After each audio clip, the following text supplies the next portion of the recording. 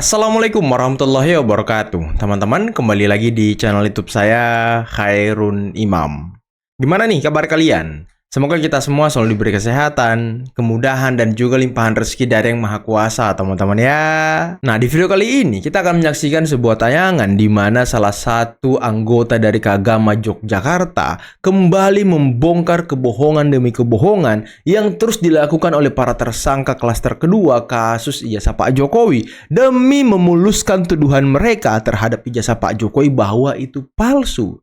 Dan mungkin kalian masih ingat beberapa minggu yang lalu Tifa sempat mengatakan bahwa ijazah asli UGM itu ada hologramnya. Dan di salah satu stasiun TV, Roy Suryo juga mengatakan bahwa kunci dari ijazah UGM adalah hologram yang sulit ditemukan, itu harus diterawang katanya. Nah, nanti kita bongkar di video ini teman-teman ya. Selain itu, saya juga punya tayangan di mana Kurnia Triroyani, salah satu tersangka klaster pertama, katanya tiba-tiba memuji-muji Pak Jokowi. Dan orang ini langsung disentil oleh Opung Parbela. Apakah dia minta SP3 juga teman-teman, mengikuti jejak langkah dari Egy Sujana? Waduh. Nanti kita simak videonya. Karena terakhir ada sebuah tayangan yang datang dari IKN.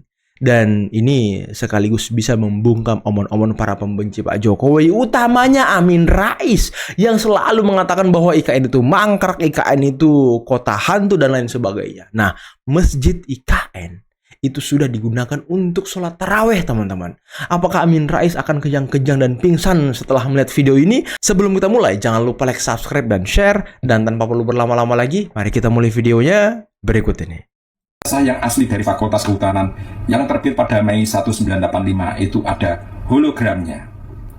Ini tidak main-main karena opini publik.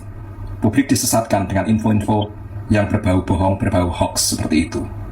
Baiklah, akan saya tampilkan di sini salah satu tokoh sentral dari penuduh ijazah palsu, yaitu Tifa, juga mengatakan bahwa spesimen ijazah dari Fakultas Kehutanan yang lulus pada Mei 1985 yang dipegang mereka, yang notabene adalah milik almarhum Bambang Rudi, itu ada hologramnya. Ada hologramnya katanya. Itu tali air. Di sini ada tali airnya, Bang Jagil. Ada tali airnya. Tali air itu seperti uang. Terus satu lagi ada hologram. Saya nggak sebut hologram ada di mana. Saya nggak sebut hologram ada di mana. Ada hologram katanya kan. Saya nggak sebut hologram ada di mana. Ada hologram. Ada hologram. Ada hologram. Ini kalau jasanya begini, kita senterin dari belakang, itu muncul pendarnya. Di center. Itulah yang bikin ijazah Fakultas Kehutanan UGM itu nggak bisa dipalsukan. Kebohongan yang sangat nyata ya itu. Sekarang akan saya tunjukkan sampel ijazah dari UGM yang ada hologramnya. Tidak perlu dicari posisinya, sudah nampak dengan mata perlu di center ya kan. Oh, itu hologramnya ya. Tak perlu di center teman-teman. Jelas betul. Hologram nggak nampak dong. Hologram letaknya di mana? Ya. Hologram nggak nampak ini katanya. Watermark. Udah jelas. Sementara yang punya Jokowi tadi coba tampilkan lagi. Hologram nggak nampak katanya. Ini emboss, ini watermark. Ya silakan kalau punya Jokowi bisa tunjukkan hologramnya. Loh, Oke. Anda mengatakan sambil menunggu ya untuk Nah, membandingkan. Yang menggelitik buat saya adalah mereka mengatakan di ijazah yang sokol juga yang dibilang asli itu oleh mereka itu ada yang namanya hologram. Saya pengen tahu yang mana ada hologram pada tahun 85. Sepengetahuan saya itu di 2009. Iya, teknologi hologram kan. Hologram itu. Apa bentuk hologramnya? Bisa ditampilkan nggak ke rektor gitu? Nggak, ini namanya mantiuk ya. Yang Apalagi tadi itu? yang dikatakan tidak ada yang namanya lintasan merah. Ya, yang di jasnya itu ada lintasan merah yang di jasnya. Ah, ini hologram. Nah, itu hologramnya. Nah, tuh Posisinya hologram tuh. di situ. Ya, setelah rektor. Panik Roy 2010. Suryo, panik Hologram dia. kok hitam Ya itu kan? tuh apa?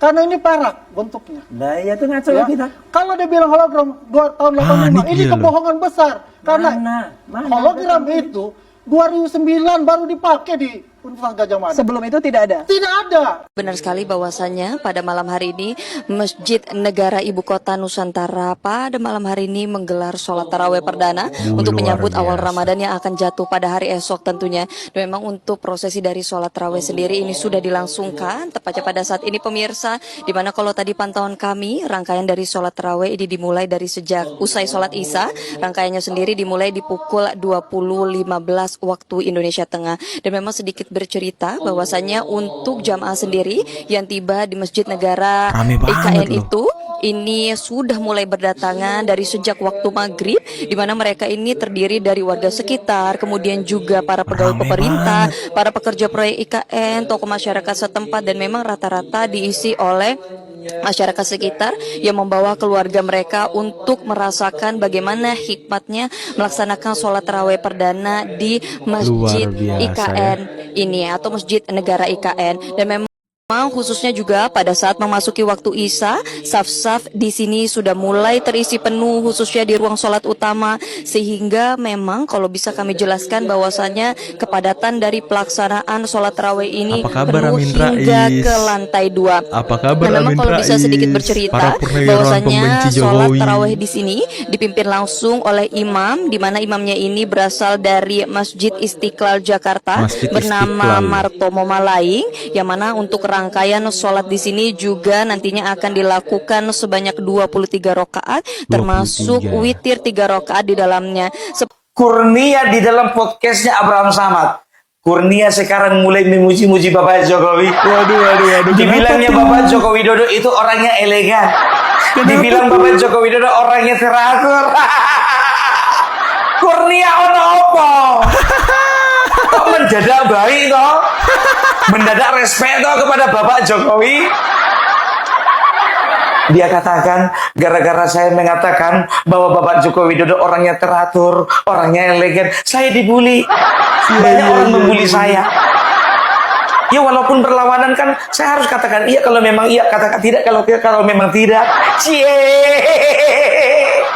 Wah, kayaknya tercium-cium nih, kepengen RJ. Kurnia. Ya kita dengarkan gitu. Nah gitu. Jadi Pak Jokowi di depan kami bertiga, ya kan. Nah, justru nih Bang Rizal, nah Bang DHL nggak tahu kenapa ditaruh saya di tengah-tengah. Katanya untuk beli habis gitu kan. Nah Bang DHL di samping saya gitu. Terus pertama itu apa yang diucapkan Pak Jokowi? Nah jadi begini ya Bang. Saya itu kan orangnya apa adanya saja ya.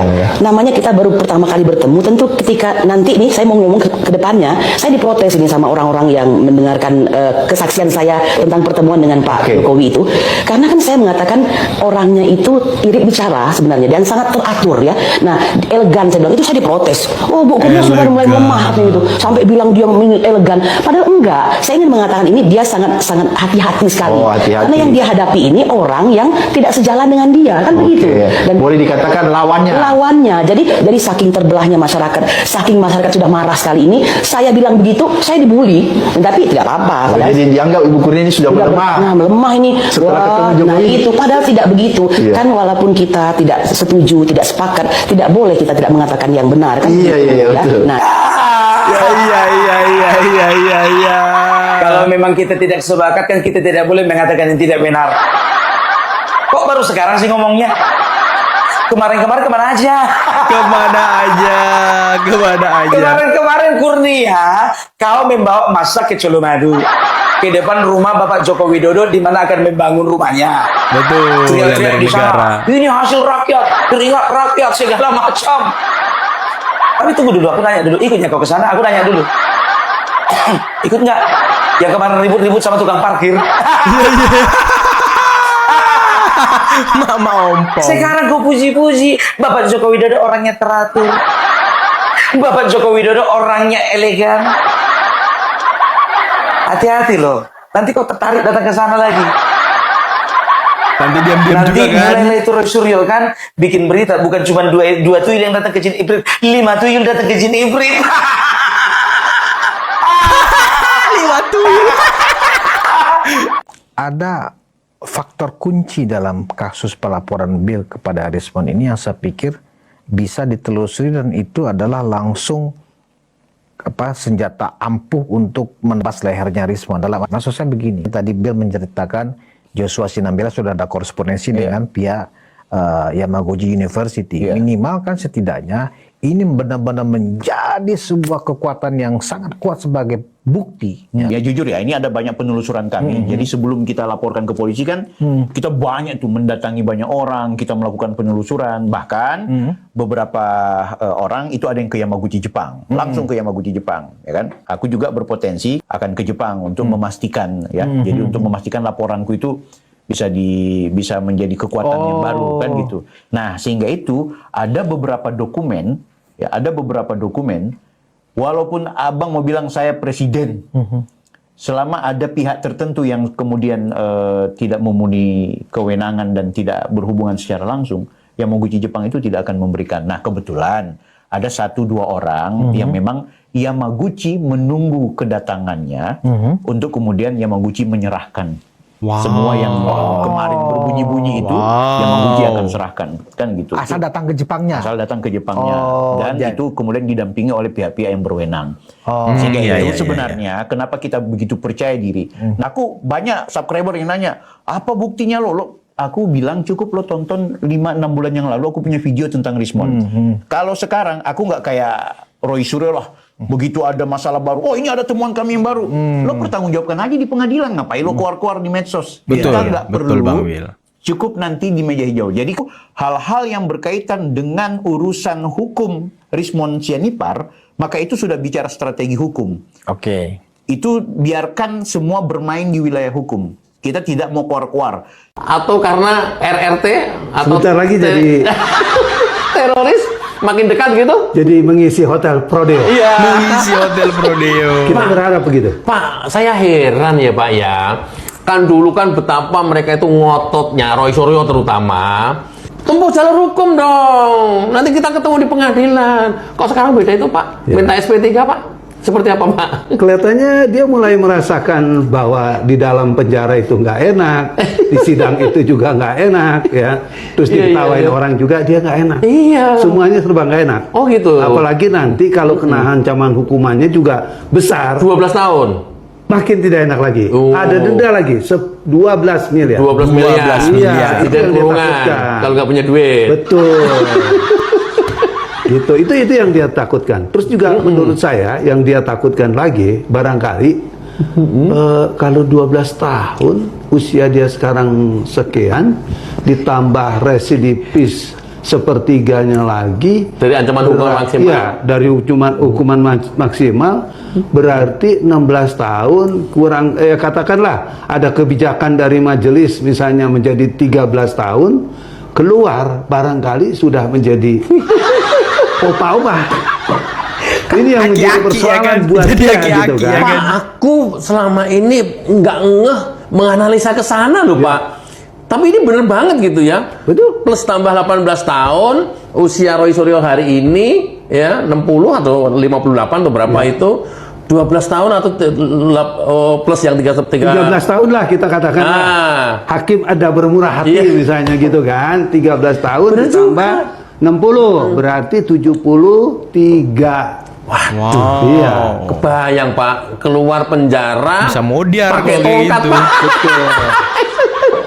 Ini jajah yang dipakai Bapak Jokowi pada saat Ada yang beliau mulai mencalonkan sebagai wali kota tahun 2010. Ada yang mulai kejang-kejang. Iya. Itulah tadi beberapa video yang bisa kita simak, yang bisa kita saksikan pada kesempatan kali ini. Dan gimana menurut kalian? Gimana menurut kalian tentang ramainya Masjid IKN Nusantara yang sudah digunakan untuk sholat taraweh dari hari pertama, teman-teman?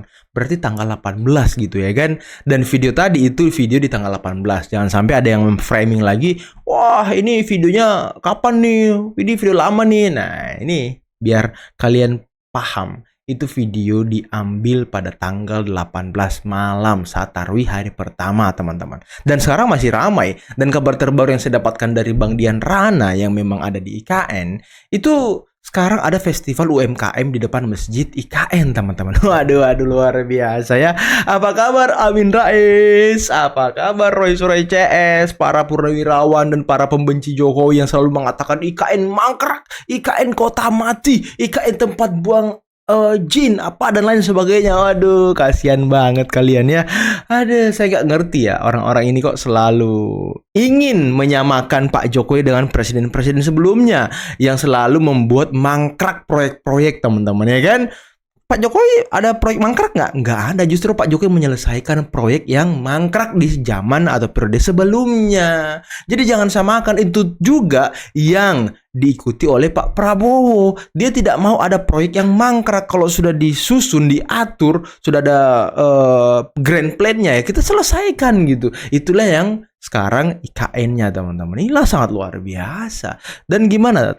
Itu tadi hologram itu, aduh, Roy Suryo selalu diskakmat oleh Andi Aswan ya, diskakmat Andi Aswan, diskakmat oleh Kagama. Jadi dia dengan percaya diri selalu mengatakan saya paling benar, saya paling UGM, saya yang pantas bicara tentang UGM. Tapi dia tidak mengerti tentang informasi yang ada di UGM, utamanya mengenai hologram tadi. Katanya hologram itu di center dulu baru kelihatan. Ternyata enggak, hologram itu kelihatan hitam gitu ya kan. Dan di teknologi itu baru digunakan UGM tahun 2009. Terus Tifa mengatakan ijazah Fakultas Kehutanan yang dia pegang katanya ada hologramnya. Itu di center dulu baru kelihatan. Aduh, kasihan sekali orang-orang ini ya. Selalu memframing hal-hal bodoh yang mereka sendiri tidak paham dan tidak mengerti, teman-teman. Ini kan kekonyolan. Dan tadi kita dengarkan lagi kembali Bonatua.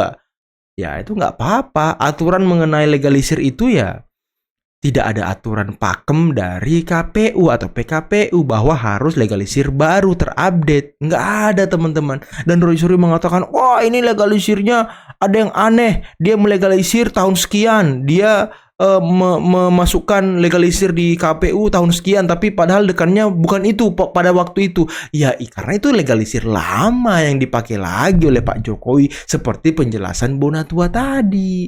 Ini orang-orang gampang sekali ya memframing dan diframing. Aduh.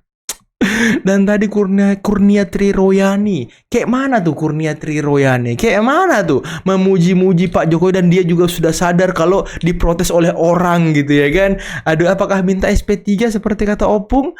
Apakah Kurnia juga pengen selamat seperti Egy Sujana? Nanti kita simak kelanjutan ceritanya, teman-teman ya. Karena bau-baunya nih antara tersangka klaster kedua dan klaster pertama udah jarang bareng nih, udah jarang bersama. Klaster kedua itu lebih sering jalan bertiga dengan penasihat hukumnya, Refli Harun dan kawan-kawan. Klaster pertama lebih sering jalan sama Kosidudin. Sepertinya sudah ada pembagian atau perpecahan kali ya. Waduh. Oke teman-teman, begitu cukup sekian dulu video kali ini. Jangan lupa like, subscribe, dan share videonya. Akhir kata, bila taufiqul hidayah. Assalamualaikum warahmatullahi wabarakatuh. Bye-bye.